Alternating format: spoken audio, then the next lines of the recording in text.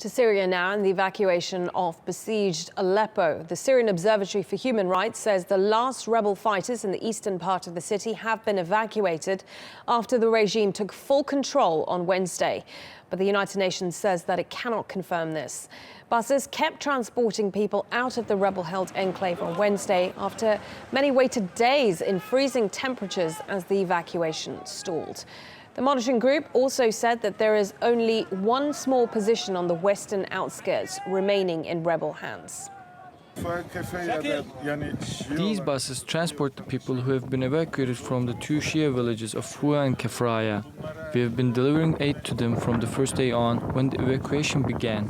If they have health issues, we are accommodating them. They have been good to us so far, as they've just been waiting for the regime and rebels to implement the swap agreement.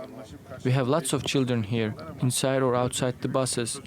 The officials should implement this agreement as soon as possible, thinking these kids out here. Let's cross over to TRT World's Abubakr al Shamahi, who is in Gaziantep for us. Abubakr, you can see the conditions there in that clip.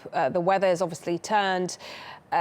Obviously in the nick of time that people are being removed from Aleppo, but there's still conflicting reports about whether there are still people left there. What are you hearing? Well, as with much of what comes out of Aleppo and Syria, there are conflicting reports. Now, the Syrian Observatory, as you've mentioned, has said that the regime has taken complete control over Aleppo, but the UN can't confirm that as of yet. There are still some reports that indicate that 2,000 civilians and fighters are still in the city.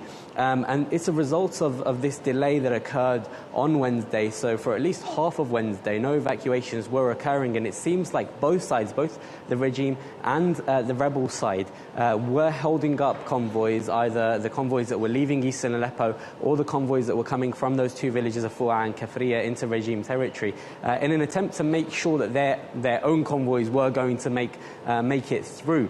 But it looks like this will be either completed on Thursday or over the coming few days, and it looks like this regime victory in Aleppo is inevitable. So the question is now, what comes next? And for many of those civilians, as you've mentioned, the conditions are tough now in Idlib, in Aleppo.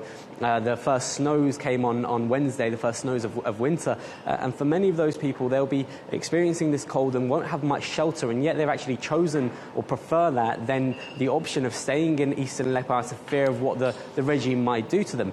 And of course, the regime does have its supporters in Aleppo, but the manner of its victory, and you're talking about 21,500 civilian lives lost just in the battle for Aleppo, according to monitoring groups, it may further erode Assad and the regime's legitimacy. And Abubakr, talk us through what is going on elsewhere in Syria, because there are still battles raging elsewhere, and 14 Turkish soldiers have just been killed in northern Syria on Wednesday. What can you tell us about that? Well, this is now, although the fighting that you're referring to is in Aleppo province, it's a separate fight to what's going on in Aleppo city itself. This is northern Aleppo province, centered around the town of Al-Bab, which is Daesh's stronghold in northern Aleppo. The Turkish-backed forces, so Turkey and the Turkish-backed rebel forces that operate under the name of Operation Euphrates Shield, have been edging closer and closer to the town of Al-Bab over recent weeks. But they've been encountering tough resistance. And on Wednesday, they finally managed to enter to the town. But as you've said, 14 Turkish soldiers killed, which when you look at the wider number of Turkish soldiers killed is almost a half of the number of Turkish soldiers killed since the start of the operation in August. 138 Daesh militants are also believed to have been killed in the fighting. So heavy losses all in all.